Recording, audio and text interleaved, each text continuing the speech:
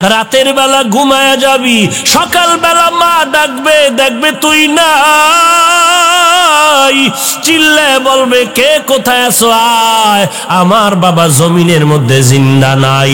মা কাঁদবে আমার সন্তান নাই, আমারে কে আম্মু বলে ডাকবে। যেই সন্তানের একটা মা ডাকে কলিজা ঠান্ডা হয়ে যাইতো, বাবা কাঁদবে আমাকে কে বাবা বলে ডাকবে। এরে সন্তান, তোর বন্ধুরা দুই পার্শ্বে এসে কান্না করে চলে যাবে, আর খবর নিবে না রে বাবা। তুই দেখতে থাকবি কি হালাত। কেউ যাইতেছে ওই বাঁশবাগানে তোর কবর খনন করতে, কেউ যাইতেছে তোমার জন্য ঘরের কিনারায় গরম পানি করবে গোসল দেওয়ার জন্য। তোমার বাবায় দৌড়াইতেছে ইমাম সাহেবকে খবর দিবে জানাজা না পড়ায়া যাইও না, তোমারে চিরতরে গোসল করায়া সাদা কাপনের প্যাকেটের মধ্যে ঢুকাইয়া জানাজা পড়ায়া যখন নিয়ে যাবে খাটিয়া কাঁধে করিয়া, জানালা দিয়া তোর কলিজার মা ডেকে বলবে ও সব মানুষেরা, আমার বাবারে তোরা কই নিয়ে যাও? বলে ওই চিরবিদায়ের স্থান কবরে নিয়ে যায়। বলে শেষবারের মতো আমার বাবার চেহারাটা একটু দেখাইয়া নাও, আমার বাবার চেহারাটা একটা নজর দেখি। কারণ এই সন্তানের লালন পালন করতে গিয়া আমি মা কত রাত্র ঘুমাইতে পারি নাই, কতবার খানার প্লেট নিয়া খেতে পারি নাই। এরে সন্তান, কয়দিন আর যৌবনের বাহাদুরি করবি? তোর মতো যুবক স্কুলে পড়ে নামাজ ছাড়ে না, তোর বিবেকরে জিজ্ঞাসা কর তুই কেন পারো না? তোমার মতো যুবক র্যাব আর্মি পুলিশ বিডিআরের চাকরি করে নামাজ ছাড়ে না, তুমি কেন পারো না রে বাবা? কয়দিন আর বাহাদুরি করবি? আল্লাহর কোরআনটাকে মিথ্যা কি মনে করেছো? আলেম ওলামাদের কথা কি মিথ্যা মনে করেছো রে যুবক? একটা কথা মিথ্যা নাই। আজকে তুই বিশ্বাস করো না, এজন্য আমার আল্লাহ মাঝে মাঝে কত কবরে আগুন দেখায় দেয়, মাঝে মাঝে কত কবরে আগুনের ধোঁয়া দেখায় দেয়, আবার কত কবরে সাপ বিচ্ছু দেখা যায়, আবার কত কবরের লাশ 20 বছর পরে কাফন সহ তাজা পাওয়া যায় রে যুবক। আবার কত কবরের লাশ 30 বছর পরে কাফন সহ তাজা পাওয়া যায়। যত কবরের তাজা লাশ পাওয়া গেল সব নামাজি আল্লাহর বান্দার কবর, আর যত কবরে দেখা গেল আগুন,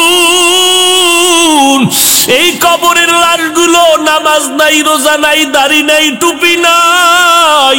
ওই কবরে যাওয়ার পর এরে আল্লাহর বান্দা, ডানে মাটি বামে মাটি কেউ নাই।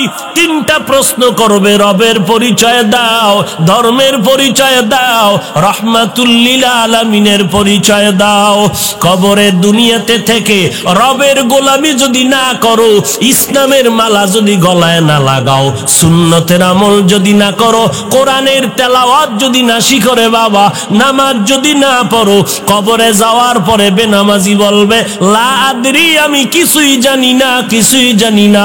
আমার আল্লাহ গোস্বা হয়ে বলবে এরে কবরের মাটি, এই বেঈমান নাফরমানের 2 পার্শ্ব থেকে জোরে জোরে চাপ দাও। কবরের মাটির চাপে পাজরের হাড় চূর্ণ বিচূর্ণ হয়ে যাবে। একটা নয়, 2টা নয়, 99টা সাপ তোর কবরে এসে হাজির। জাহান্নামের আগুন কবর ভরে যাবে রে বাবা।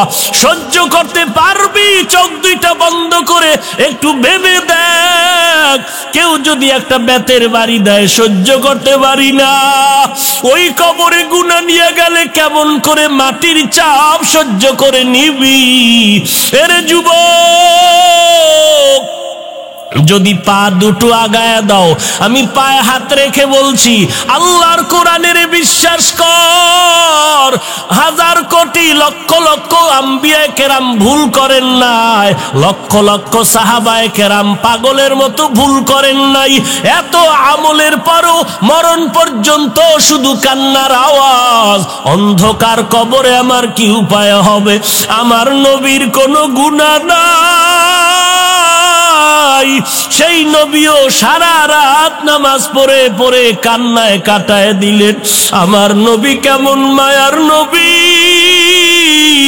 একদিকে মা নাই, বাবাও নাই। আমার নবীরে চতুর্মুখী ষড়যন্ত্র করে আটকায় দিল, আমার নবীরে মারার জন্য রেডি। ওই তায়েফের ময়দানে যায় আমার নবীরে বেঈমানের সন্তানেরা পাথর মেরে রক্তে রঞ্জিত করলো। আমার নবী একবার তায়েফের বেঈমানের দিকে তাকায় আর চোখের পানি ছেড়ে কান্না করে। আর জন্মভূমি মক্কার দিকে যখন আগায়, আমার নবীর কান্না দেখে আবার আল্লাহ সহ্য করতে পারে নাই। জিবরাইল আমানরে পাঠায়, কয় এখন অর্ডার করো আমার নবীরে কেন কষ্ট দেয়, তায়েফের জমিন উল্টায় সব শেষ করি। আমার নবী শুনিয়া কয়, এদের মারি ওনারে জিবরাইল, এরা আমাকে চিনে না, যদি চিনতো আমার গায়ে পাথর নিক্ষেপ করতো না। এরে নবীরা আসে, এত নবী মার খাওয়ার পরে উম্মতের ভুলে নাই। আজকে সেই নবীরে বেঈমানেরা গালি দেয়, উম্মতের কি কষ্ট লাগবে না? ও নবীরা আশেকের দল, একটু চোখের পানি ছেড়ে কি দোয়া করতে পারবি না? এই ময়দানে অনেক আল্লাহর গোলাম আছো, আমার মায়ার নবী এতিম, তুমিও বড় এতিম হয়ে আছো, মা নাই বাবা নাই। ওই কবর থেকে দাঁড়া তোমার কাছে দোয়ার অপেক্ষায় আছে রে সন্তান। সকলে ঘরে গিয়া দেখবে মা ঘুমায় না, দরজা খুলে অপেক্ষা করে, সন্তান কখন আসবা? আমি মা বসে আছি, খানাও খাই না, তাড়াতাড়ি চলে আসো। এরে নবীর উম্মতের দল, আর যার মা নাই দরজার কিনারায় দাঁড়ায় কান্না করবে রে বাবা। এত ঈদের আনন্দ, তাকায় দেখি সবাই ঈদের নামাজ পড়িয়া ঘরে যায়, মুখে হাসি। আবার তাকায় দেখলাম কয়েকটা যুবক কবরের কিনারায় দাঁড়ায় দাঁড়ায় চোখের পানি ছেড়ে কান্না করে। ও যুবক, সবাই ঈদের আনন্দ করে, তুই কেন কবরের কিনারায় কাঁদতেছ? যুবক বলে, গত বছর ঈদের সময় আমার মায়ের দোয়া নিয়ে ঈদের নামাজে গিয়েছি, এই বছর আমার মা নাই। গত বছর আমার বাবারে পাশে বসাইয়া একত্রে নামাজ আদায় করেছি, এই বছর বাবার বিছানাটা পড়ে আছে, বাবাই নাই। ও এতিম সন্তান, কয়দিন আর বাহাদুরি করবি? কিসের দলের পিছনে ঘুরো? আমার আল্লাহর কি জবাব দিবা? আল্লাহর গোলামি না করার কারণে আমার নবীর সুন্নতের জবাই করতেছো, আল্লাহর দরবারে কি জবাব দিবা? আল্লাহর কাছে চোখের পানি ছেড়ে কাঁদো। জাহান্নামের ভয়ে যদি চোখের পানি ছেড়ে দাও, সাথে সাথে জাহান্নাম হারাম হয়ে যাবে। গুনার কারণে আজকে তোমার চোখে পানি নাই, গুনাহের কারণে হাত না পাক, জিহ্বা না পাক, চোখ না পাক, অন্তর না পাক, গুনাহের কারণে দিলটা শক্ত, যুবকের চোখে পানি নাই। যদি কানতে না পারো রে বাবা, ডানে বামে তাকায় দেখ কার চোখে পানি। ডানে বামে তাকাইয়া কান্নাওয়ালার কাছে একটু হাতটা বাড়াইয়া দোয়া চাও, কারণ কান্নাওয়ালার দোয়া খালি ফেরত যাবে না রে যুবক। ওরে বাবার বয়সী যদি কাউকে পাও দাড়িওয়ালা, একটু দোয়া নে রে যুবক। সাদা দাড়িওয়ালাও যদি মাথায় হাত দিয়া দোয়া দেয়, বৃথা যাবে না রে বাবা।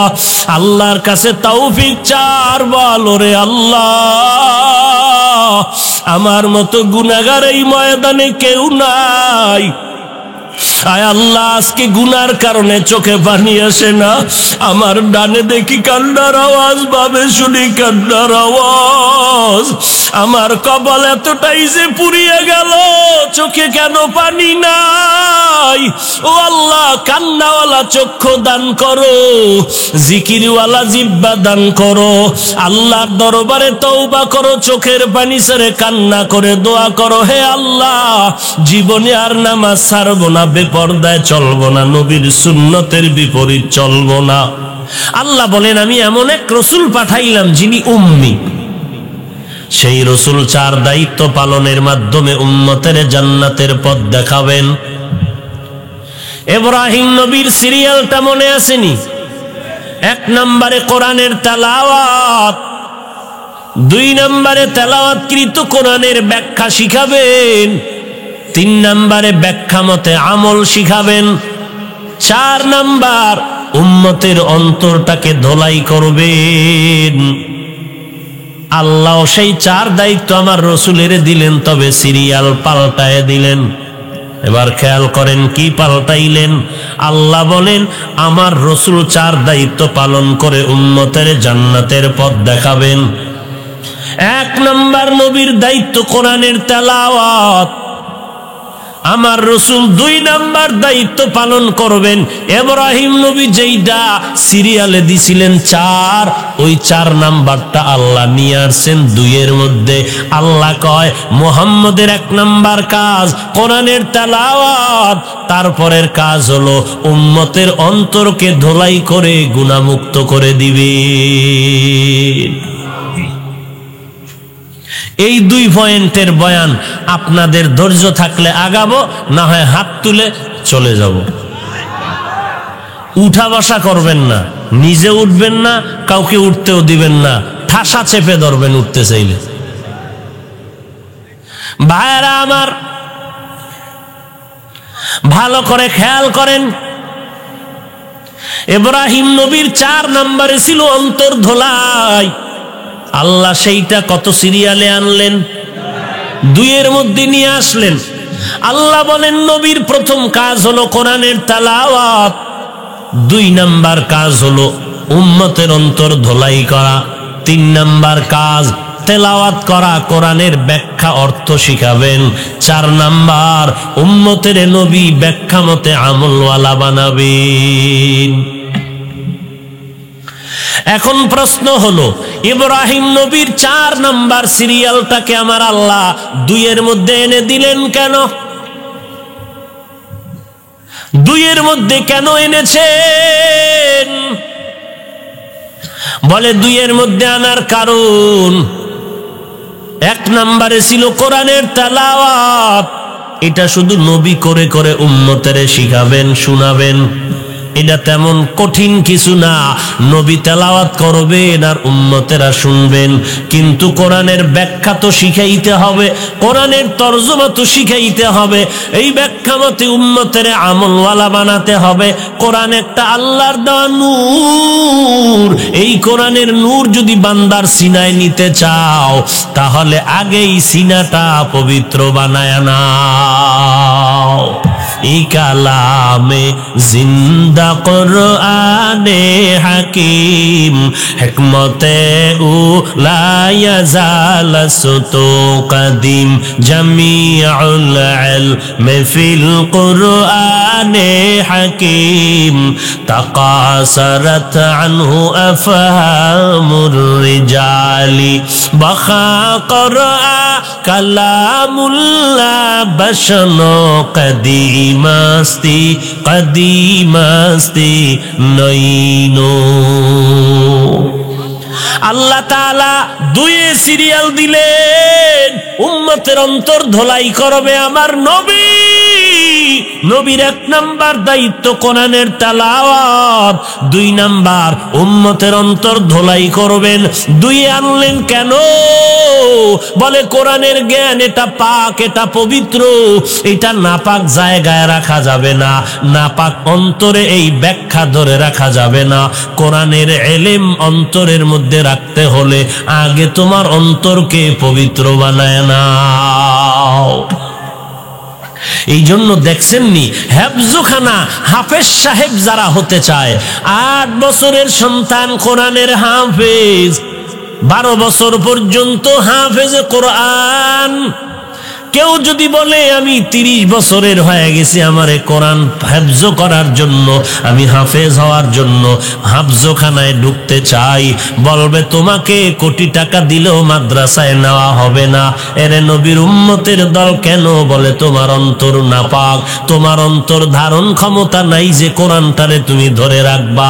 8 বছরের সন্তান কেন পারে? বলে তার অন্তর আয়নার মতো পরিষ্কার। এই জন্য ছোট ছোট বাচ্চাদের জবানে কোরআনের আওয়াজ, বড়রা এটা মুখস্থ রাখতে পারে না। হ্যাঁ, মাঝে মাঝে যেটা হয় সেটা আল্লাহর কুদরতের পরিচয়। আল্লাহ পাক অসম্ভবকেও সম্ভব করতে পারেন, এটা আল্লাহর আলাদা ক্ষমতা।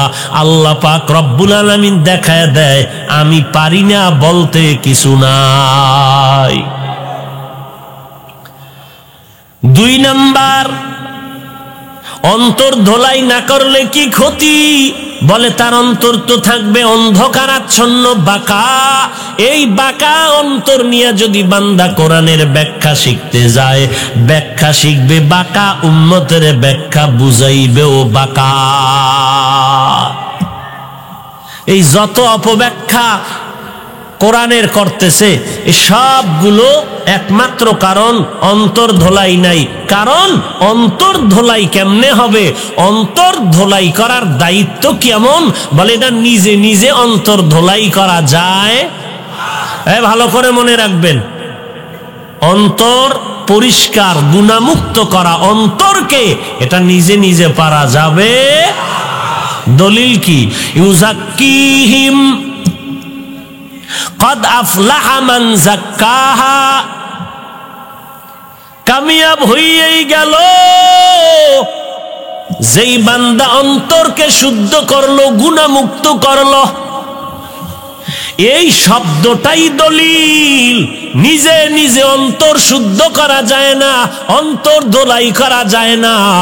এটা এমন একটা ফেল, ফেলে মুতাআদ্দি। এটা ফেল আর ফাইল দুইজন কর্তা কাজটাকে কমপ্লিট করতে পারে না, মাফউলের প্রয়োজন হয়। বাংলাতে উদাহরণ আমি এমন ভাবে দেই, আমার দিকে সবাই খেয়াল করেন।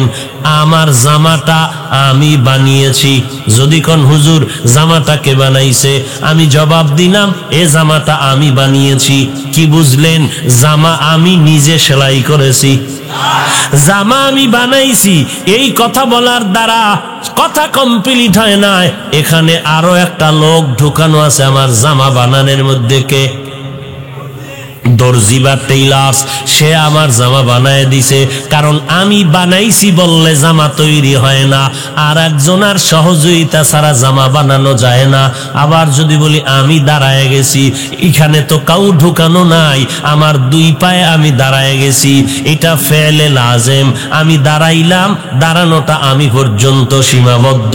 কিন্তু আমি ঘর বানাইছি, প্যান্ডেল আমি বানাইছি, মাইক আমি বানাইছি, এখানে মিস্ত্রি ঢুকানো আছে। এটা এমন একটা কাজ, নিজে নিজে কাজটা সম্পাদন করা যায় না অন্যের সহযোগিতা ছাড়া।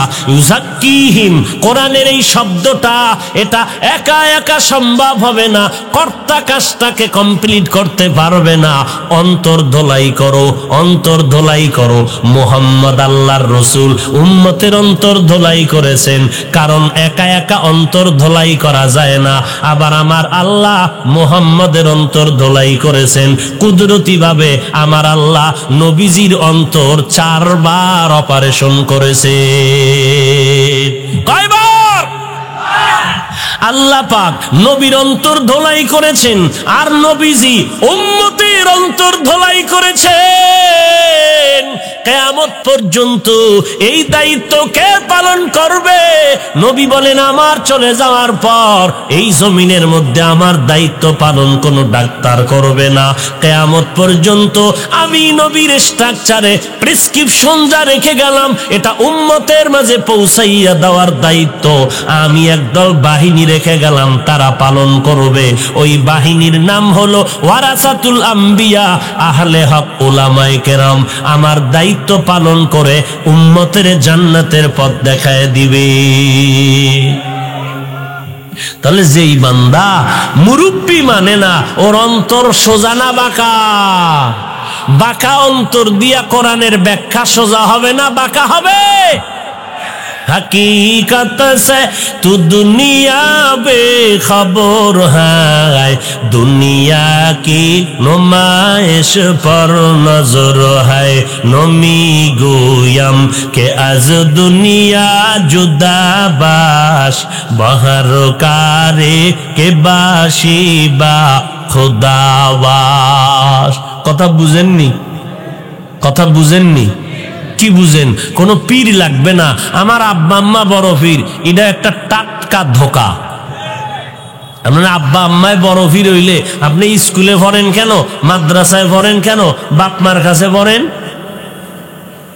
ওরে বড় শিক্ষিত ডাক্তার সন্তানেরই কি নিজে নিজে ডাক্তার বানায়?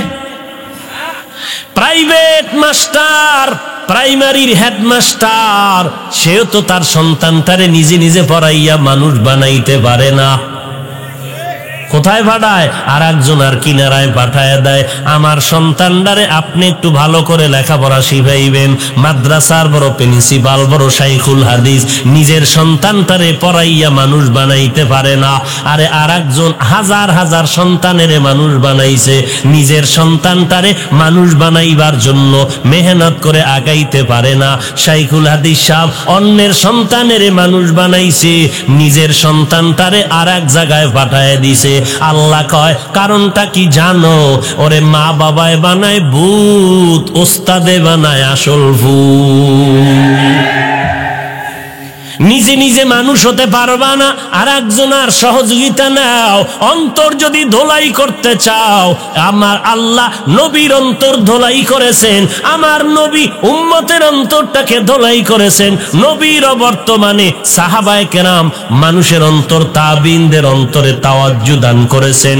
এরপরে এইভাবে কিয়ামত পর্যন্ত উম্মতের অন্তর ধোলাই করার দায়িত্ব আহলে হক উলামায়ে কেরাম। আহলে হক উলামাদের পরিচয় কি? ইন্নামা ইয়াখশাল্লাহ মিন ইবাদিহিল উলামা। নিশ্চিত আমার বান্দাদের মধ্যে যারা ওলামা, আল্লাহকে বেশি ভয় করবেন।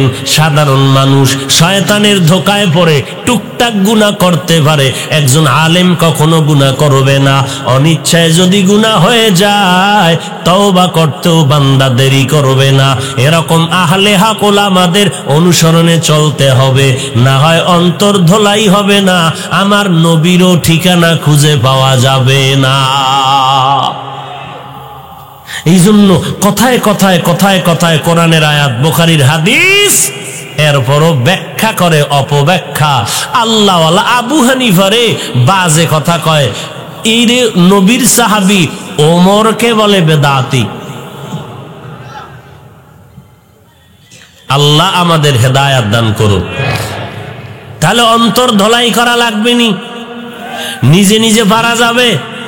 কারো কাছে যেতে হবে কি হবে না? কার কাছে যাবেন? ডাক্তার, ডক্টর, প্রফেসর, কার কাছে বলছেন যেতে? আহলে হক উলামা। আহলে হক এরা হলেন নবীজির ওয়ারিস, ওয়ারাসাতুল আম্বিয়া। আল্লাহ বুঝার, আমল করার তৌফিক দান করেন। আর একটু সামনে আগাবো, আল্লাহ আমাদের কবুল করেন। আরো মোহাব্বতে বলেন। এক রাত্র না ঘুমাইলে কি হইব? হ্যাঁ, এরে নবীর উম্মতের দাল, আল্লাহর নবীর এক নাম্বার দায়িত্ব কোরআনের তেলাওয়াত। 3 নাম্বার সিরিয়ালে হলো কোরআনের ব্যাখ্যা শিখাবেন। ব্যাখ্যা শিখাবেন, তরজমা শিখাবেন। রসুল উম্মতের সিরিয়াল কত? বলেন বলেন, সিরিয়াল কত? 1 নাম্বার সিরিয়ালে কি? কোরআনের তেলাওয়াত। 2 নাম্বারে অন্তর ধোলাই করা। 3 নাম্বারে কি? কোরআনের ব্যাখ্যা শিখাবেন। তাহলে প্রথম সিরিয়ালে কোরআনের তেলাওয়াত, এখানে কি তরজমার কথা আছে, ব্যাখ্যার কথা আছে? তরজমা বা ব্যাখ্যার সিরিয়াল কত? এখান থেকে কি শিখবেন আজকে? এখান থেকে শিক্ষা নিবেন যারা বলে কোরআনের অর্থ না জেনে কোরআন পড়লে লাভ নাই, তারা আহলে বাতিল, ভণ্ড। যারা বলে কোরআনের অর্থ না জেনে কোরআন পড়লে লাভ নাই, তারা হক না বাতিল? এদেরকে যারা বাতিল বলে না, তারাও বাতিল। আমার নবী কোরআনের তেলাওয়াত করেছেন, ব্যাখ্যা শিখাইছেন সিরিয়াল 3। অতএব শুধু তেলাওয়াত করো, তাতেও সওয়াব। এই উম্মতের যারা বলে কোরআনের অর্থ না জেনে পড়লে কোনো লাভ নাই, তারা ভণ্ড, তারা বাতিল। এদের যারা বাতিল ভণ্ড মানে না, তারাও ভণ্ড। আপনাদের মোমেন শাহী তো এই রোগী নাই, আছে? আল্লাহ হেদায়াত দান করেন। এরে নবীর উম্মতের দল, মাত্র 2 দিনে কোরআন এক খতম করেছেন নবীর সাহাবী। আমার নবী কোরআন খতম করেন, জিব্রাইল আমিন নবীর আইসা একবার বছরে কোরআন শুনায়া দেয়। সাহাবায়ে কেরাম 3 দিনে কোরআন এক খতম করেন। বলেন তাদের খতমে সওয়াব হয়েছে কি হয় নাই? তরজমা সহ করছেন 2 দিনে। এরে আল্লাহর বান্দা, কোরআনের তেলাওয়াতে কোনো তরজমার অপশন নাই, সেটা 3 নাম্বার। কোরআনের তেলাওয়াত রমাজানে আমরা তারাবি পড়ি, হাফেজ সাহেব কোরআন তেলাওয়াত করে নামাজের ইমামতির মুসাল্লায় দাঁড়ায়া, তিনিও অর্থ জানেন না, আমরা মুক্তাদিরাও জানি না। বলেন আমাদের সওয়াব হবে নি? যদি বলেন হবে না, অর্থ না জেনে কোরআন পড়লে লাভ নাই, তো খতম তারাবির উপরে কাল প্রশ্ন এসে যাবে। অতএব সব কথার এক কথা, কোরআনের তেলাওয়াতেও সওয়াব, আল্লাহর কোরআন খুলিয়া যদি তাকাইয়া থাকেন তাতেও সওয়াব, আবার যদি কোরআনের তরজমা পড়েন তাতেও সওয়াব। আল্লাহর কোরআন হলো এটা কালামুল্লাহ, আমার আল্লাহ দেখার একমাত্র আয়না। আয়নার দিয়ে তাকাইলে যেমন চেহারা দেখা যায়, আমার আল্লাহর কোরআন যদি খুলো রে বান্দা, রুহানি চোখ দিয়া তাকায় দেখবি আমার আল্লাহর কুদরত দেখা যায়। ইয়া ইলাহি মুঝসে মুঝকো দূর কর, তাকে দেখো মুঝ মে তুঝকো এক নজর। ইয়া ইলাহি তু মেরা মাবুদ হ্যায়, ইয়া ইলাহি তু মেরা মাশুক হ্যায়। আল্লাহর কালামের দিকে তাকায় থাকলেও সওয়াব। এই কালাম দিছেন আমার আল্লাহ, আমার আল্লাহ কেমন বলে আল্লাহর কুদরতের দিয়ে তাকাইয়া থাকবি, তাতেও সওয়াব। আর ধারণা করবি রব্বানা মা খালাকতা হাযা বাতিলা সুবহানাকা ফাকিনা আযাবান নার।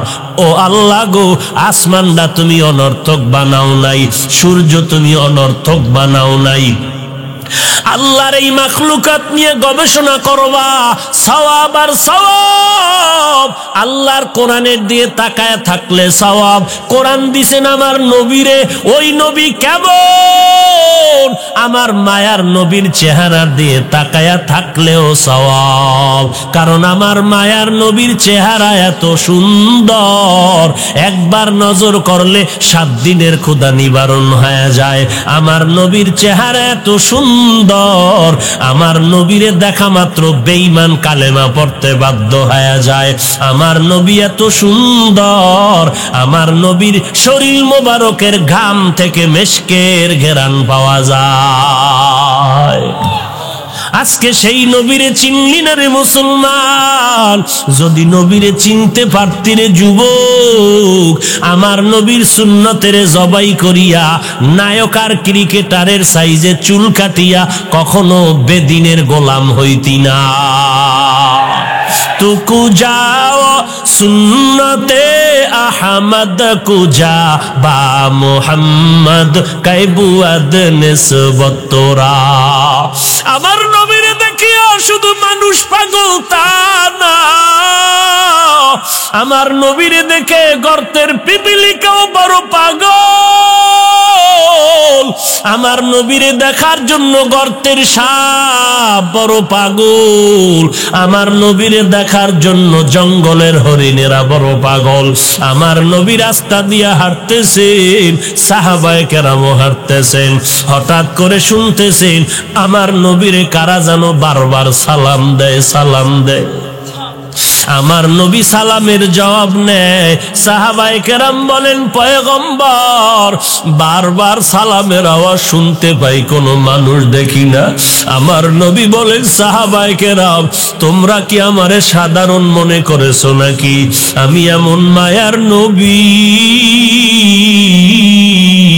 আমি নবীর আগমনের খবর পাইয়া জঙ্গলের প্রাণীরা সবাই আমারে সালাম জানায়। ওগো নবীর উম্মতেরা হয়ে আজি দিশাহারা, কোরআন হাদিসের চলো, কোরআন হাদিসের চলো, যখন যাহা চায় মনে, নবী বিনে কে তারাবে পুলসিরাত মিজানে, নবী বিনে কে তারাবে পুলসিরাত মিজানে। চলো চলো চলো মুমিন, চলো নবীর সন্ধানে, নবী বিনে কে তারাবে পুলসিরাত মিজানে, নবী বিনে কে তারাবে পুলসিরাত মিজানে। খারাপ লাগে নাকি? এরে যুবক, যদি ভালোই লাগতো মোবাইলটা খুলিয়া ইউটিউবে ঢুকিয়া কেন গানের আওয়াজ শুনতেছ? ডান দিকে ঢুকিয়া যদি বাইতুল্লাহর ইমামের কোরআনের তেলাওয়াতটা শুনতি রে বাবা, একদিন চোখের পানি বের হয়ে যাইতো। একদিন তুই নিজে নিজে চোখের পানি ছেড়ে বলতি, আল্লাহ তুমি আমাকে মাফ করে দাও, আর কোনোদিন নামাজ বাদ দিব না, নবীর সাথে বেঈমানি করব না। আজকে তুই মোবাইলটা চালাইতেছো, ডান দিকে কোরআনের আওয়াজ আছে, সেদিকে তুই ঢুকো না, গান শুনে শুনে সময়টারে নষ্ট করতেছো। তোর 20 বছরের যৌবন কই চলে গেছে খবর নাই, তোর জীবনের আপন বন্ধুটা কোথায় চলে গেল খবর নাই, তোর দাদাই কই গেল তোর খবর নাই। এমন একটা দিন তোর জন্য রেডি হয়ে আছে, রাতের বেলা ঘুমায়া যাবি, সকাল বেলা মা ডাকবে, দেখবে তুই নাই, চিল্লায় বলবে, কে কোথায় আছো, আয়। আমার বাবা জমিনের মধ্যে জিন্দা নাই। মা কাঁদবে, আমার সন্তান নাই, আমারে কে আম্মু বলে ডাকবে। যেই সন্তানের একটা মা ডাকে কলিজা ঠান্ডা হয়ে যাইতো, বাবা কাঁদবে, আমাকে কে বাবা বলে ডাকবে। এরে সন্তান, তোর বন্ধুরা দুই পার্শ্বে এসে কান্না করে চলে যাবে, আর খবর নিবে না রে বাবা। তুই দেখতে থাকবি কি হালাত। কেউ যাইতেছে ওই বাঁশবাগানে তোর কবর খনন করতে, কেউ যাইতেছে তোমার জন্য ঘরের কিনারায় গরম পানি করবে গোসল দেওয়ার জন্য। তোমার বাবায় দৌড়াইতেছে ইমাম সাহেবকে খবর দিবে জানাজা না পড়ায়া যাইও না, তোমারে চিরতরে গোসল করায়া সাদা কাপনের প্যাকেটের মধ্যে ঢুকাইয়া জানাজা পড়ায়া যখন নিয়ে যাবে খাটিয়া কাঁধে করিয়া, জানালা দিয়া তোর কলিজার মা ডেকে বলবে, ও সব মানুষেরা, আমার বাবারে তোরা কই নিয়ে যাও? বলে, ওই চির বিদায়ের স্থান কবরে নিয়ে যায়। বলে, শেষবারের মতো আমার বাবার চেহারাটা একটু দেখাইয়া নাও, আমার বাবার চেহারাটা একটা নজর দেখি। কারণ এই সন্তানের লালন পালন করতে গিয়া আমি মা কত রাত্র ঘুমাইতে পারি নাই, কতবার খানার প্লেট নিয়া খেতে পারি নাই। এরে সন্তান, কয়দিন আর যৌবনের বাহাদুরি করবি? তোর মতো যুবক স্কুলে পড়ে নামাজ ছাড়ে না, তোর বিবেকরে জিজ্ঞাসা কর তুই কেন পারো না? তোমার মতো যুবক র্যাব আর্মি পুলিশ বিডিআরের চাকরি করে নামাজ ছাড়ে না, তুমি কেন পারো না রে বাবা? কয়দিন আর বাহাদুরি করবি? আল্লাহর কোরআনটাকে মিথ্যা কি মনে করেছো? আলেম ওলামাদের কথা কি মিথ্যা মনে করেছো রে যুবক? একটা কথা মিথ্যা নাই। আজকে তুই বিশ্বাস করো না, এজন্য আমার আল্লাহ মাঝে মাঝে কত কবরে আগুন দেখায় দেয়, মাঝে মাঝে কত কবরে আগুনের ধোঁয়া দেখায় দেয়, আবার কত কবরে সাপ বিচ্ছু দেখা যায়, আবার কত কবরের লাশ 20 বছর পরে কাফন সহ তাজা পাওয়া যায় রে যুবক। আবার কত কবরের লাশ 30 বছর পরে কাফন সহ তাজা পাওয়া যায়। যত কবরের তাজা লাশ পাওয়া গেল সব নামাজি আল্লাহর বান্দার কবর, আর যত কবরে দেখা গেল আগুন, এই কবরের লাশগুলো নামাজ নাই, রোজা নাই, দাড়ি নাই, টুপি নাই। ওই কবরে যাওয়ার পর এরে আল্লাহর বান্দা, ডানে মাটি বামে মাটি কেউ নাই। 3টা প্রশ্ন করবে, রবের পরিচয় দাও, ধর্মের পরিচয় দাও, রহমাতুল লিল আলামিনের পরিচয় দাও। কবরের দুনিয়াতে থেকে রবের গোলামি যদি না করো, ইসলামের মালা যদি গলায় না লাগাও, সুন্নতের আমল যদি না করো, কোরআনের তেলাওয়াত যদি না শিখো রে বাবা, নামাজ যদি না পড়ো, কবরে যাওয়ার পরে বেনামাজি বলবে লা আদরি, আমি কিছুই জানি না, কিছুই জানি না। আমার আল্লাহ গোস্সা হয়ে বলবে, এরে কবরের মাটি, এই বেঈমান নাফরমানের 2 পার্শ্ব থেকে জোরে জোরে চাপ দাও। কবরের মাটির চাপে পাজরের হাড় চূর্ণ বিচূর্ণ হয়ে যাবে। একটা নয়, 2টা নয়, 99টা সাপ তোর কবরে এসে হাজির। জাহান্নামের আগুন কবর ভরে যাবে রে বাবা। সহ্য করতে পারবি? চোখ 2টা বন্ধ করে একটু ভেবে দেখ। কেউ যদি একটা বেতের বাড়ি দেয়, সহ্য করতে পারি না। ওই কবরে গুনাহ নিয়ে গেলে কেমন করে মাটির চাপ সহ্য করে নিবি? এরে যুবক, যদি পা দুটো আগায়া দাও, আমি পায়ে হাত রেখে বলছি, আল্লাহর কোরআনের বিশ্বাস কর।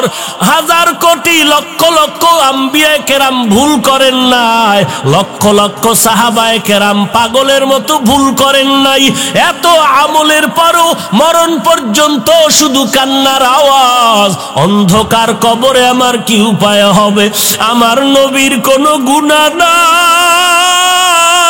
নাই, সেই নবীও সারা রাত নামাজ পড়ে পড়ে কান্নায় কাটায় দিলেন। আমার নবী কেমন মায়ার নবী! একদিকে মা নাই, বাবাও নাই। আমার নবীরে চতুর্মুখী ষড়যন্ত্র করে আটকায় দিল, আমার নবীরে মারার জন্য রেডি। ওই তায়েফের ময়দানে যায় আমার নবীরে বেঈমানের সন্তানেরা পাথর মেরে রক্তে রঞ্জিত করলো।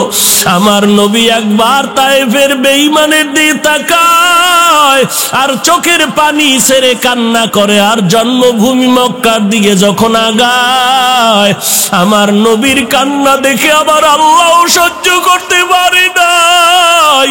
জিবরাইল আমানরে পাঠায়, কয় এখন অর্ডার করো আমার নবীরে কেন কষ্ট দেয়, তায়েফের জমিন উল্টায় সব শেষ করি। আমার নবী শুনিয়া কয়, এদের মারিও না রে জিবরাইল,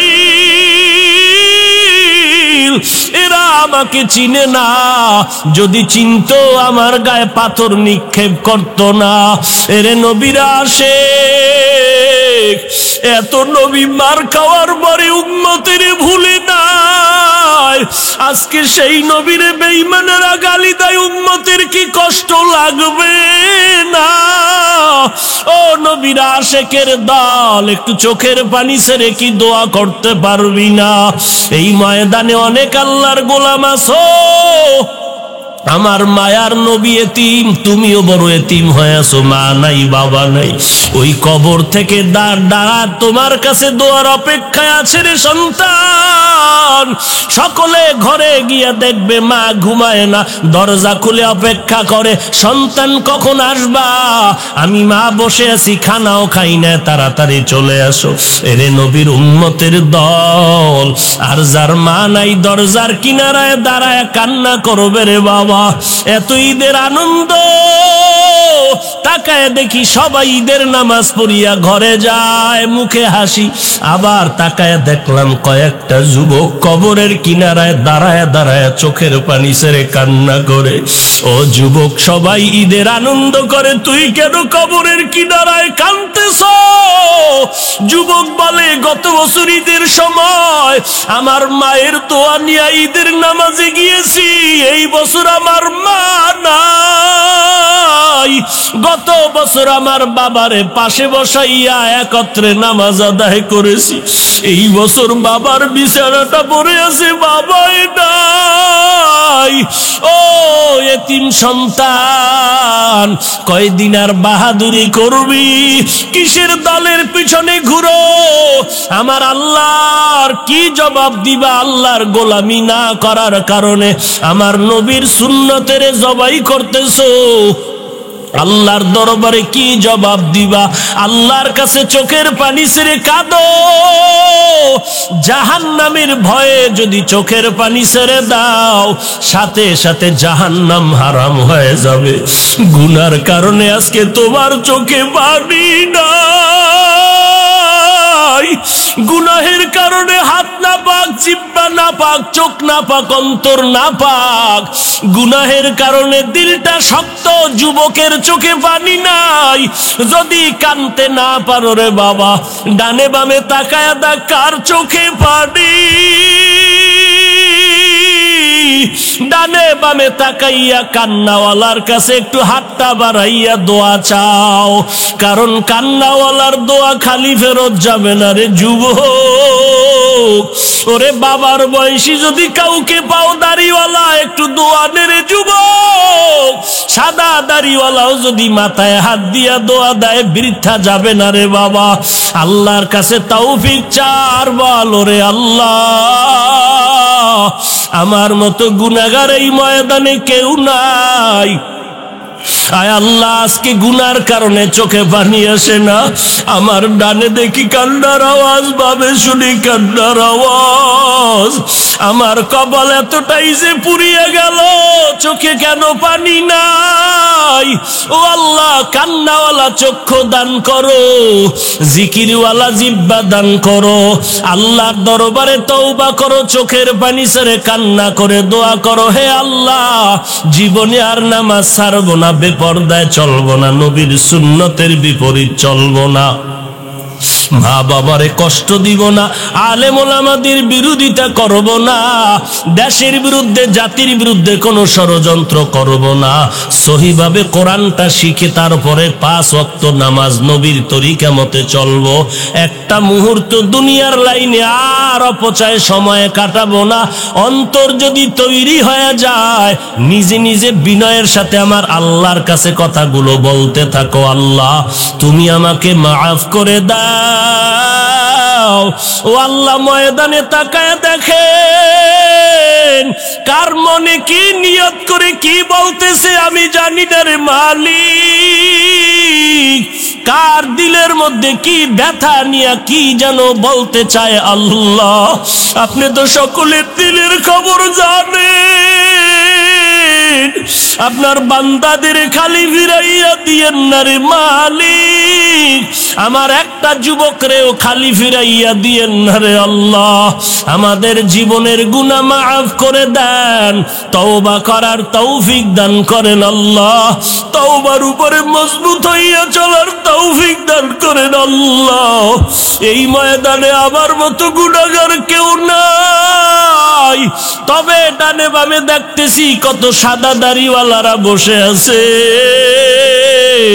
কোরআনের কত ছাত্র ছোট ছোট বাচ্চারা বসে আছে আল্লাহ, ওদের তো কোনো গুনাহ নাই, ওদের উসিলায় কি আমাদের মাফ করবেন না? সাদা দাড়িওয়ালাদের কারণে কি ক্ষমা দিবেন না রে আল্লাহ? মেহেরবানি করে আমাদের কবুল করে নেন। এখানে যারা বসবে তারা তো জান্নাতি মানুষ, আল্লাহর পেয়ারা মানুষ। মোনাজাত দিয়া দুফোঁটা চোখের পানি ছেড়ে যখন বিদায় নিবেন, মায়ের কোলের শিশুর মতো নিষ্পাপ হইয়া বাড়ি যাবেন।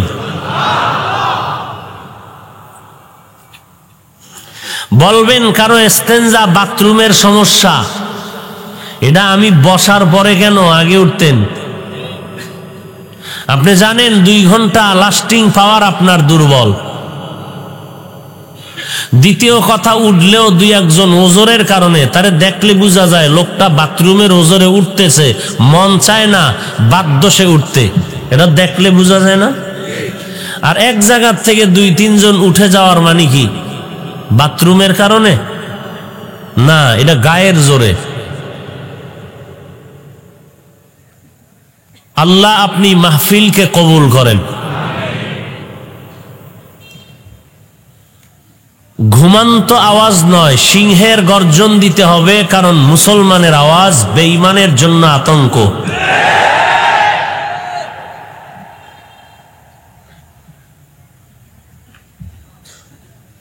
যেই ঘর বানালেন হেদায়েতের ঘর, যেই কিতাব দিলেন হেদায়েতের কিতাব, যেই রসুল পাঠাবেন তিনি হেদায়েতের রসুল,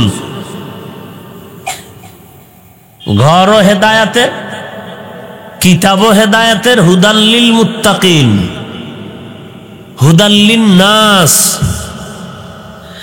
যার উপরে কিতাব দিলেন তিনিও উম্মতের হাদি, তিনিও উম্মতের হেদায়াত করবেন, জান্নাতের পথ দেখাবেন। এই যে বারবার হেদায়াত হেদায়াত বললাম, এই হেদায়েতের অর্থ কাউকে জান্নাতে নিবেন না, এ ক্ষমতা কারো নাই, কোরআনেরও নাই, রসুলেরও নাই, কাবারও নাই। শুধু জান্নাতের পথ দেখাবার ক্ষমতা আল্লাহ তাদের দিয়েছেন, জান্নাতে ঢুকানোর ক্ষমতা আল্লাহ রেখেছেন।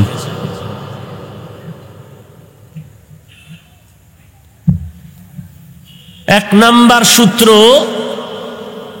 ইব্রাহিম নবী যে দোয়া করলেন, হাজার হাজার হাজার হাজার বছর পরে এই দোয়া কবুল হইল।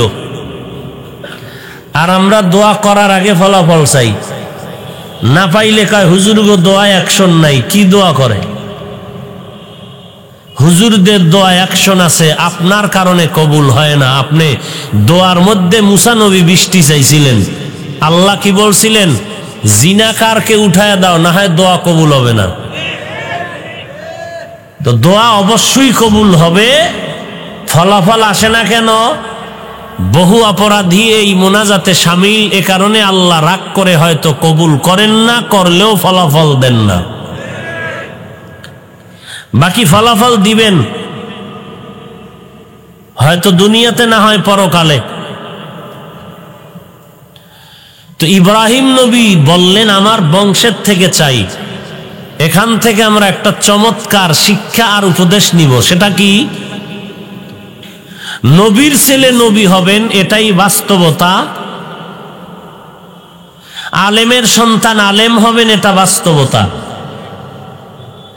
মোবাইল বন্ধ করবি না।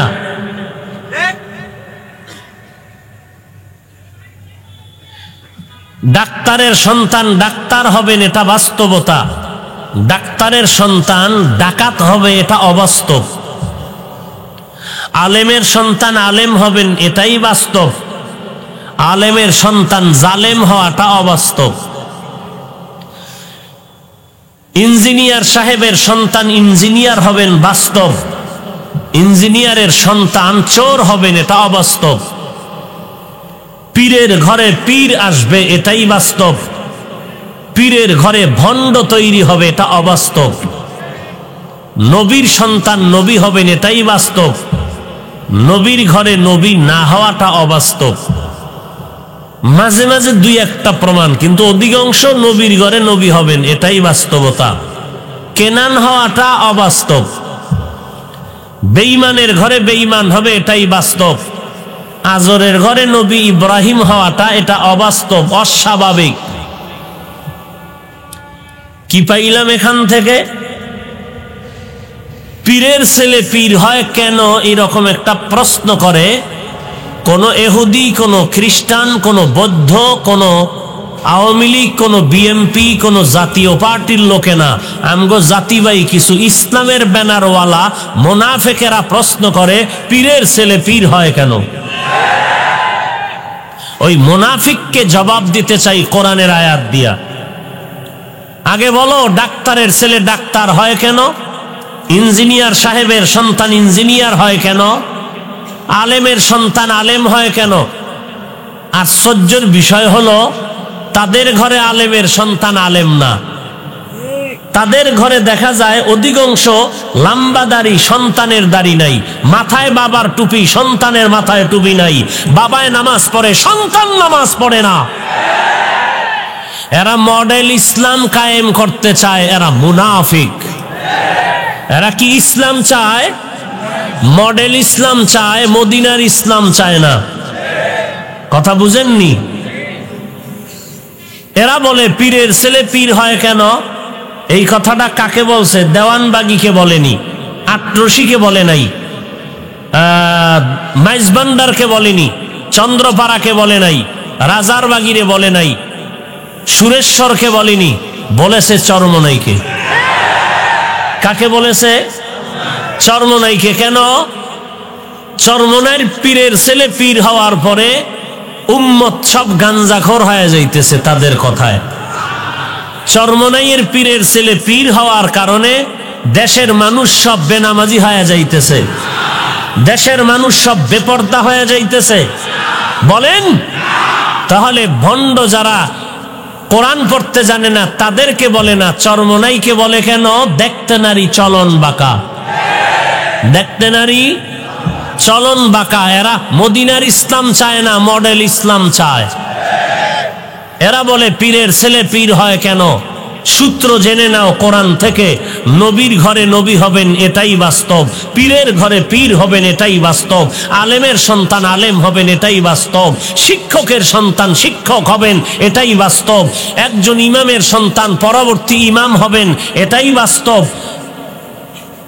তবে একটা সূত্র ভালো করে লিখে রাখতে হবে। সেটা কি? পীরের ঘরে পীর হবে বাস্তবতা, নবীর ছেলে নবী হওয়া, পীরের সন্তান পীর হওয়া, আলেমের সন্তান আলেম হওয়া, ডাক্তারের সন্তান ডাক্তার হওয়া, ইঞ্জিনিয়ারের সন্তান ইঞ্জিনিয়ার হওয়া, সাংবাদিকের সন্তান সাংবাদিক হওয়া, এমপির সন্তান এমপি হওয়া। এটা জন্মসূত্রে নয়, যোগ্যতার আলোকে। কিসের আলোকে? যোগ্যতার আলোকে। নবীর ছেলে বেঈমান হইছে কেন? কেনান নুহু নবীর ঘরে বেঈমান কেন? জন্মসূত্রে নবী হওয়া যায় না, যোগ্যতার কারণে হতে হয়। কেনানের যোগ্যতা নাই, নবী হতে পারে নাই। বেঈমানের ঘরে বেঈমান হবে বাস্তব। আজরের ঘরে ইব্রাহিম কেন? জন্মসূত্রে নয়, যোগ্যতার আলোকে। অতএব পীরের ঘরে যদি পীর হয় যোগ্যতার আলোকে হাজারবার হবে, এর বিরোধিতা করাই মানি মুনাফিকি। যোগ্য পীরের বিরুদ্ধে কথা বলা আহলে বাতিলের পরিচয়। যারা বলবে চরমনাই বাতিল, মূলত তারা নিজেরাই বাতিল। যারা বলবে দেওবন্দি কওমি তাবলিগওয়ালারা বাতিল, মূলত তারা নিজেরাই বাতিল। মনে রাখতে পারবেন? খারাপ লাগতেছে যে বয়ান শুরু হবে কখন? হ্যাঁ, এই খুচরা আলাপ শুনতে আসছেন। আল্লাহ সব ভাইকে হেদায়াত দান করুন। বয়ান তো জীবনভর শুনলেন, কাজ করলেন কি? লকডাউনের আগেও গাঞ্জা খেয়েছেন, এখনো খাচ্ছেন। লকডাউন এই মহামারীর আগেও নামাজ পড়েননি, এখনো পড়েন না। আপনি বয়ান শুনলে কি হবে আর না শুনলে কি হবে? আগেও সুদ খাইছেন, এখনো সুদ খাচ্ছেন। আগেও টাস খেলছেন, ক্রামবোর্ড খেলেছেন, গেমস খেলে সময় কাটিয়েছেন, মোবাইলের দ্বারা গুনাহ করেছেন, এখনো করতেছেন। আগেও গীবত করেছেন, এখনো করতেছেন। আগেও ফেসবুকে আলেমের বিরোধিতা করতেছিলেন, এখনো করতেছেন। আপনার বয়ান শুনলে কি হবে, না শুনলে কি হবে? আপনার কপাল তো পুড়ে যাচ্ছে, আপনি টের পাচ্ছেন না, খবর নাই আপনার। একদিন ঘুমিয়ে যাবেন, ফজরের সময় আম্মা জান ডাকবে আর বলবে, তোরা কে কোথায় আছো, আয়। আমার বাবার ঘুমটা চির নিদ্রা হয়ে গেছে।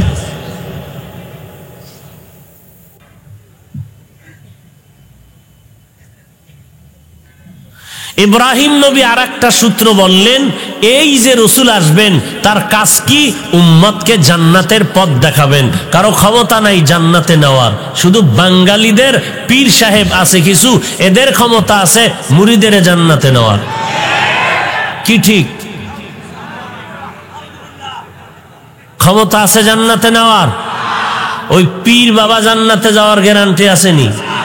তাহলে পীরের না থাকলে মুরিদের গ্যারান্টি দেয় কেমনে? এই বেঈমান দিতে পারে চাপার জোরে। কির জোরে? কারণ আহলে বাতিলের তো কোনো দলিল নাই। আছে কোনো দলিল? আমগো আহলে হকের দলিল চার: কোরআন, হাদিস, ইজমা। কথা বলেন না কেন? কোরআন, হাদিস, ইজমা, কিয়াস। কতটা হলো?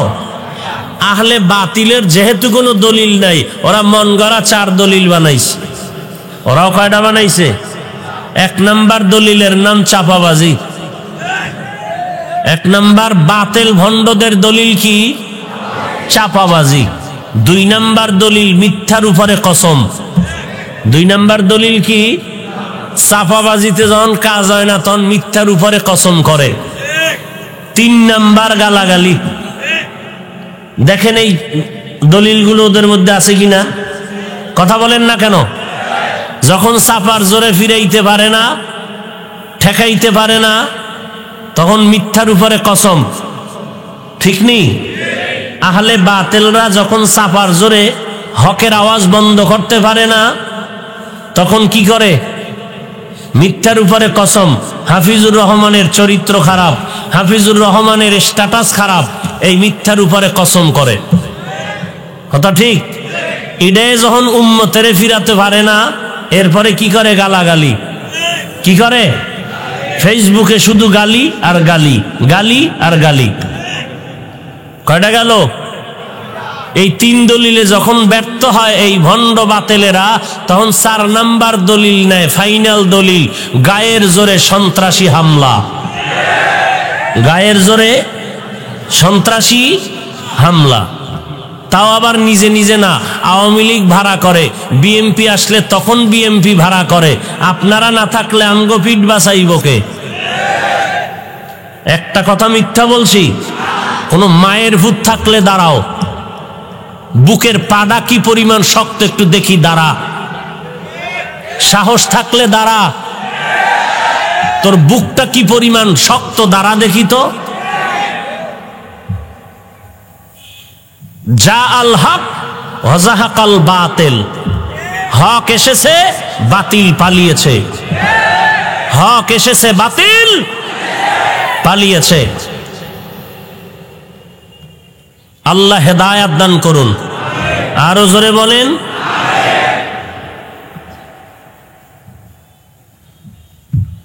ইব্রাহিম নবী দুই সূত্র গেল। একটা হলো আমার ঘরের থেকে আসবে, দ্বিতীয় জান্নাতের পথ দেখাবেন। জান্নাতে নেওয়ার ক্ষমতা কারো নাই। আর আমগো বাঙালি বাংলাদেশে কি বলে? আরে আমি পীর হইয়া যদি তোর মতো মুরিদের জান্নাতে নিতে না পারি তো আমি কিসের পীর? তখন জুতা মোবারক উঠাইয়া বলা দরকার, তুমি শয়তানের পীর। কিসের পীর? শয়তানের পীর।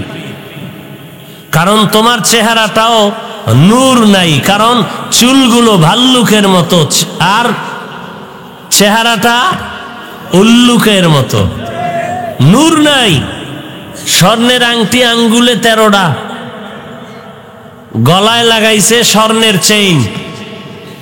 এ হলো অলিকুল শিরোমণি, কুতুবে রব্বানি, মাহবুবে সুবহানি, সারা শরীর মোবারকে চুলকানি। আল্লাহ আমাদের সব ভাইকে হেদায়াত দান করুন। ইব্রাহিম নবী এর পরে বললেন, যেই নবী উম্মতের জান্নাতের পথ দেখাবেন 4 দায়িত্ব পালনের মাধ্যমে। এবার 4 দায়িত্বের সিরিয়ালগুলো মনে রাখবেন সামনের কথা বুঝার জন্য। কষ্ট হবে? আপনারা যে একেবারে গিয়া ঘুমাবেন, এটা 5 বছর আগে কইলে মানতাম, এখন আর মানবো না। যদি কান হুজুর তাড়াতাড়ি শেষ করেন ঘুমামু, মিথ্যা কথা। চাচায় গিয়াও বয়ে বয়ে মোবাইল চালায়। তাহলে গুড়াডির অবস্থা কি? ফজরের আধা ঘন্টা আগে রেস্টে যায়, সারা রাত কি করছে? মোবাইল নিয়ে ব্যস্ত। কি ব্যস্ত ছিল? একটা ওয়াজ দেখছে না, কোরআন তেলাওয়াত শুনছে না, শুধুমাত্র আল্লাহর গজব টানার জন্য, নিজের কপালটাকে পুরার জন্য শুধু মানুষের গীবত শেখায়াতে সময় কাটিয়েছে। সিরিয়াল নাম্বার 1, ইব্রাহিম নবীর দোয়া কবুল করছেন কে? আল্লাহ কবুল করিয়া আর এক আয়াত পাঠাইছেন। খুব খেয়াল করেন, ইব্রাহিম নবী দোয়া করছেন, আল্লাহ এমন রসুল দিবেন 4 দায়িত্ব পালন করে উম্মতের জান্নাতের পথ দেখাবে। ইব্রাহিম নবীর সিরিয়াল কি ছিল? 1 নম্বরে নবীর দায়িত্ব কোরআনের তেলাওয়াত, 2 নম্বরে ওই তেলাওয়াত করা কোরআনের ব্যাখ্যা শিখাবেন, 3 নম্বরে ব্যাখ্যার পরে আমল শিখাবেন, 4 নম্বর উম্মতের অন্তর ধোলাই করবেন। আল্লাহ জবাব দিলেন বহু বছর পরে, হাজার হাজার হাজার বছর পরে। কি জবাব দিলেন? হ্যাঁ, একজন রসুল পাঠাইলাম। খুব খেয়াল করেন, হুয়াল্লাযী বা'আসা ফিল উম্মিয়্যিনা রাসূলাম মিনহুম ইয়াতলু আলাইহিম আয়াতিহি ওয়া ইউযাক্কিহিম ওয়া ইউআল্লিমুহুমুল কিতাবা ওয়াল হিকমা ওয়া ইন কানু মিন ক্বাবলু লাফি দালালিম মুবিন।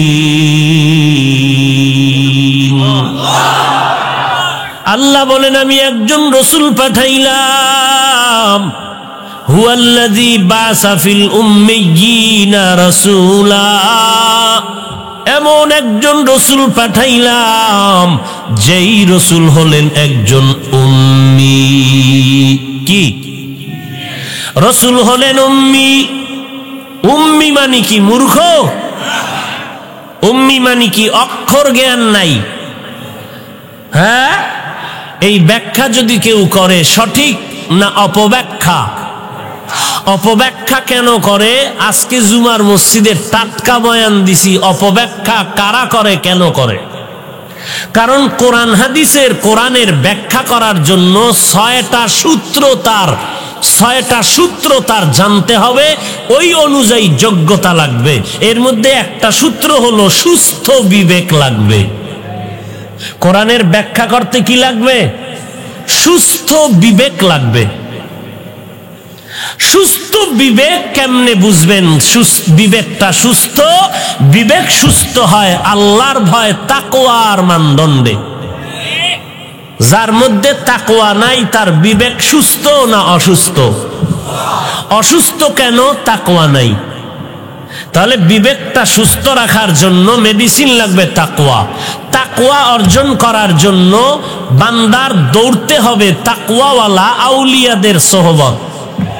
আউলিয়াদের সোহবত। যারা আল্লাহওয়ালা মানে না তারা তাকওয়া পায় না। যারা তাকওয়া পায় না তাদের মস্তিষ্ক বিকৃতি, সুস্থ মস্তিষ্ক তাদের নাই, সুস্থ বিবেক নাই। এ কারণে ব্যাখ্যা হয় ইন্টারনেট মার্কা ব্যাখ্যা। কি মার্কা ব্যাখ্যা হয়? আর যদি বিবেক সুস্থ থাকে তাকওয়ার দ্বারা, তাকওয়া ঠিক থাকবে, আলেম ওলামা, আহলে হক, বুজুর্গ, তাদের মাধ্যমে তখন তারা আল্লাহওয়ালাদের লেখা তাফসীর দেখবেন যে উম্মির ব্যাখ্যা কি লিখেছেন। উম্মির ব্যাখ্যা লিখেছেন আল্লাহর রসুল দুনিয়ার কারো কাছে কিছু শিখেন নাই, কিছু পড়েননি। আল্লাহ নিজেই আমার রসুলের শিক্ষক।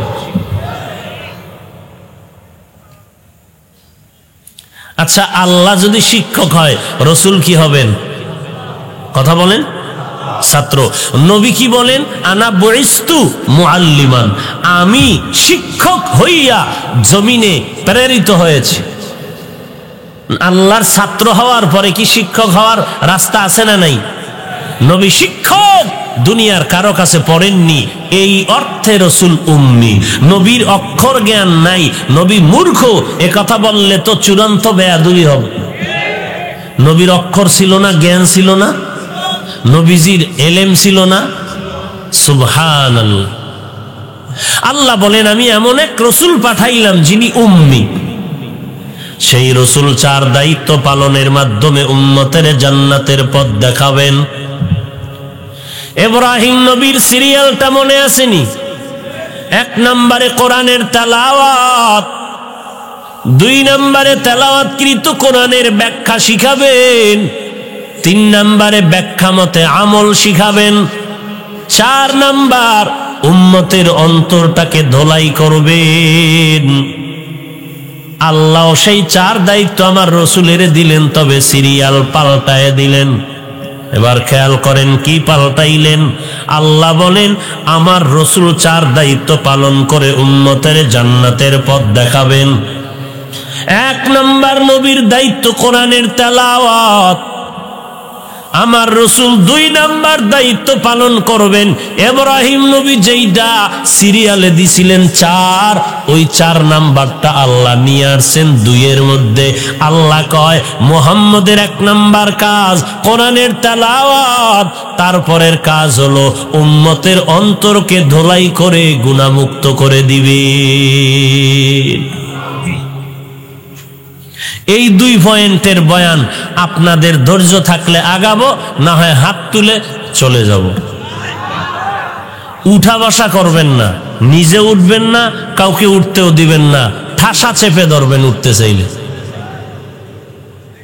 ভাইরা আমার ভালো করে খেয়াল করেন, ইব্রাহিম নবীর 4 নম্বরে ছিল অন্তর ধোলাই। আল্লাহ সেইটা কত সিরিয়ালে আনলেন? 2 এর মধ্যে নিয়ে আসলেন।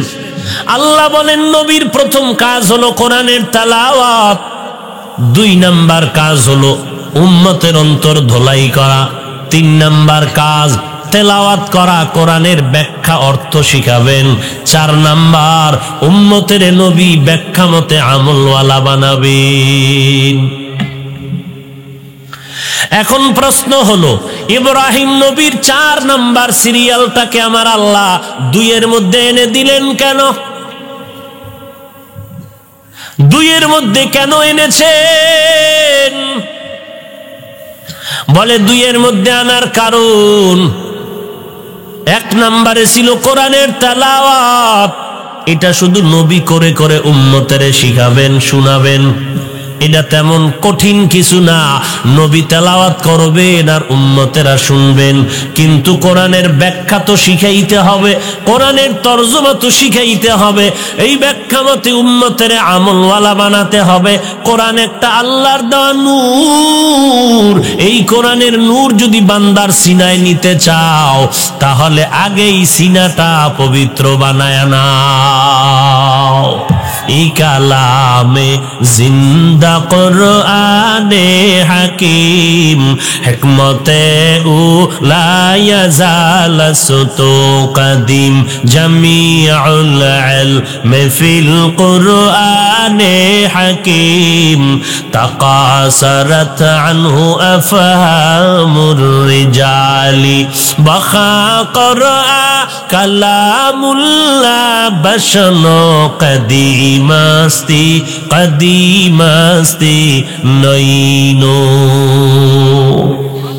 আল্লাহ তাআলা 2 সিরিয়াল দিলেন, উম্মতের অন্তর ধোলাই করবে আমার নবী।